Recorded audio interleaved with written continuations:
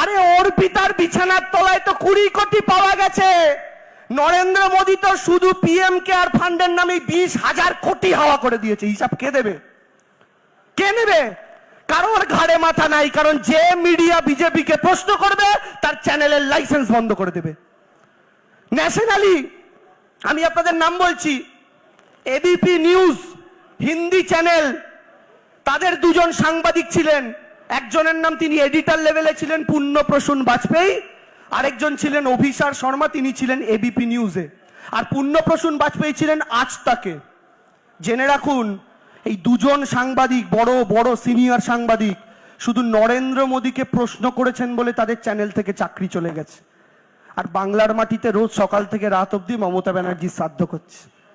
এর চেয়ে বড় গণতন্ত্র আর কিসের কথা বলেন বলুন তো? আজকের দিনে মমতা বন্দ্যোপাধ্যায়কে বিরোধী রাজনৈতিক দলের নেতারাও চায়ের দোকানে বসে মন খুলে গালাগাল দিতে পারেন। সিপিএম এর সময় সিপিএম এর কোনো লোকাল কমিটির নেতাকেও কি গালাগালি দেওয়ার রাস্তায় দাঁড়িয়ে সুযোগ ছিল? ভেবে বলবেন তো। ছিল না। এই পরিবর্তনটাই মমতা বন্দ্যোপাধ্যায় করেছেন। আরো দুটো পরিবর্তন করেছেন। প্রথম পরিবর্তন, 34 বছরের একটা সরকার, মানে 3.5 দশক। এখানে যে মায়েরা দাদারা 40 বছরের ঊর্ধ্বে আছেন, আমি যদি তাদের জিজ্ঞাসা করি সিপিএম এর সময়ের মাত্র 3টে, 34 বছরের মাত্র 3টে সরকারি প্রকল্পের নাম বলুন যেটা জ্যোতিবাবু বা বুদ্ধবাবুদের সরকার দিয়েছে। কেউ মনে করে বলতে পারবেন 3টে সরকারি প্রকল্পের নাম? আপনারা তো অনেকেই 40 ঊর্ধ্ব মানুষ আছেন, বলুন না, একটু শুনতে চাই। কেউ মনে করে বলতে পারবেন না। কিন্তু সিপিএম বিজেপির নেতা কর্মীদের জিজ্ঞাসা করুন, মমতা ব্যানার্জি 3টে প্রকল্পের নাম বলতো বাবা, ও 30টা প্রকল্পের নাম বলে দিতে পারবে। প্রথম পরিবর্তন। আর দ্বিতীয় পরিবর্তন কি জানেন? দ্বিতীয় পরিবর্তন হচ্ছে এটাই, আপনাদের বাড়িতে আজকে হ্যারিকেনটা কোথায় রাখা আছে আপনারা কেউ জানেন না, কারণ এটার কোনো দরকার পড়ে না। মমতা ব্যানার্জি এটার প্রয়োজন কেউ ঘুচিয়ে দিয়েছেন। গ্রামে গঞ্জে সর্বত্র কি পরিবর্তন জানেন? গুজরাটে, ইউপিতে যেখানে রাত্রি 8টার পর বাড়ির মেয়েরা বাড়ির বাইরে বেরোতে পারেন না, আমাদের বাংলায় মায়েরা কাকিমারা নিশ্চিন্তে বাড়ির বাইরে বেরিয়ে যখন খুশি বাড়িতে ঢুকতে পারেন, কারণ তারা জানেন এখানে কোনো বিজেপির গুন্ডা বাহিনীর জায়গা নেই। কি পরিবর্তন মমতা ব্যানার্জি করেছে জানেন? আজকে রাজনৈতিক গণতন্ত্রে মুখ্যমন্ত্রীকেও গালাগাল দিতে পারেন। আগে কোনো রাজনৈতিক নেতাদের নাম পর্যন্ত উচ্চারণ করা যেত না। দিদি পরিবর্তন করেছেন, আর এই পরিবর্তনটা কায়েম থাকবে।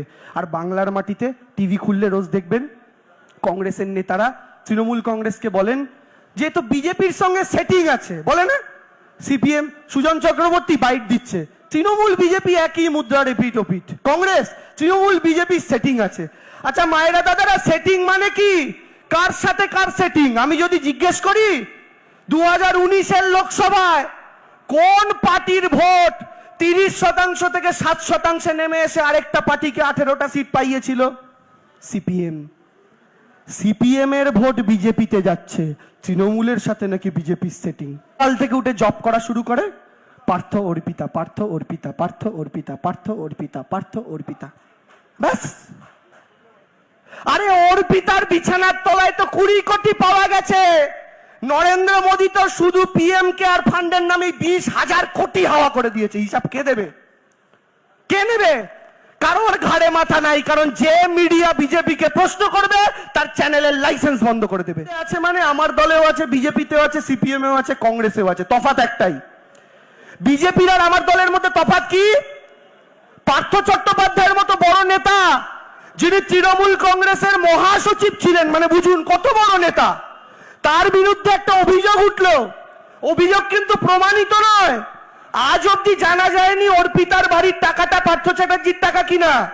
আজ অব্দি জানা যায়নি ওই টাকাটা ওই ফ্ল্যাটে ছিল কিসের উদ্দেশ্যে। কিন্তু তাও মানুষকে বেনিফিট অফ ডাউট দিয়ে আমাদের দল পার্থ চট্টোপাধ্যায়কে দল এবং সরকার থেকে সরিয়ে দিয়েছে কয়েক দিনের ব্যবধানে। মহাসচিব কিন্তু। তার মানে তৃণমূল কংগ্রেসের ক্ষেত্রে কেউ দুর্নীতি করলে তারা তিরস্কৃত হচ্ছেন, তিরস্কৃত হচ্ছেন। আর বিজেপির ক্ষেত্রে আপনি একই দৃশ্য দেখুন। একজন মানুষ তৃণমূলে ছিলেন, তাকে দেখা গিয়েছিল ঠোঙায় মুড়িয়ে টাকা নিচ্ছে, তার নাম শুভেন্দু অধিকারী।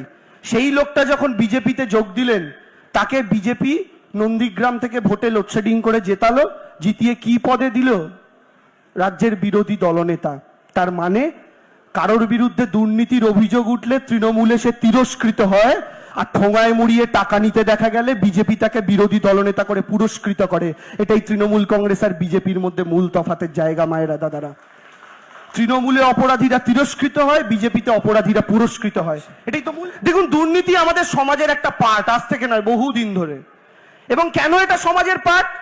কারণ আপনারা যারা বাজারে সবজি কিনতে যান মায়েরা দাদারা, 10 জন সবজিওয়ালার মধ্যে 8 জন সবজিওয়ালা আপনাকে কিন্তু টাটকা সবজি দেয়, কিন্তু 2 জন সবজিওয়ালা থাকে যে 1 কেজি বা 2 কেজি বেগুনের মধ্যে একটা কানা বেগুন ঢুকিয়ে দেয়, 2 কিলো আলুর মধ্যে 2টো পচা আলু ঢুকিয়ে দেয়। তাহলে তারাও তো হিসাব মতো তাদের পেশার ক্ষেত্রে দুর্নীতিগ্রস্ত, কিন্তু তার জন্য কি আপনি পরের দিন থেকে সবজি কিনতে যাবেন না? যাবেন তো, কারণ আপনি জানেন বেশিরভাগ ভালো মানুষ আছেন। আপনারা যারা ডাক্তার দেখাতে যান, 10 জনের মধ্যে 8 জন ডাক্তার ভালো, তাদের জন্য আমরা বেঁচে আছি। কিন্তু 2 জন ডাক্তারবাবু এরকম থাকে যে আপনার দরকার হোক বা না হোক আপনাকে গুচ্ছের টেস্ট লিখে দেবে, লিখে দিয়ে বলবে ওই মেডিকেল হাউসটা থেকে টেস্ট করে আনো, তাহলে আমি দেখবো। কেন? কারণ ওই ক্লিনিকটা থেকে টেস্ট করলে ডাক্তারবাবুর পকেটে কমিশনটা ঢুকে যাবে। আপনি তো জানেন 10 জনের মধ্যে 2 জন ডাক্তারবাবু এরকম করছে, কি তারপরের দিন থেকে কি আপনি অসুস্থ হলে ডাক্তারখানায় যাবেন না? জানতো এটা জানার পরেও। এরকম ভাবেই 10 জন উকিলের মধ্যে 8 জন উকিল ভালো, কিন্তু 2 জন উকিল এরকমও থাকে যে দুজনে সেটিং করে আপনার মামলাটাকে 10 বছর 15 বছর 20 বছর টেনে টেনে নিজেরা রোজগার করে। আপনি কি আইনি সমস্যায় পড়লে উকিলের কাছে যাবেন না? তাহলে সমাজের প্রতিটা স্তরেই খারাপ মানুষ থাকে, সেই খারাপ মানুষরা রাজনীতির মধ্যেও থাকে। রাজনীতির মধ্যে আছে মানে আমার দলেও আছে, বিজেপিতেও আছে, সিপিএমেও আছে, কংগ্রেসেও আছে, তফাৎ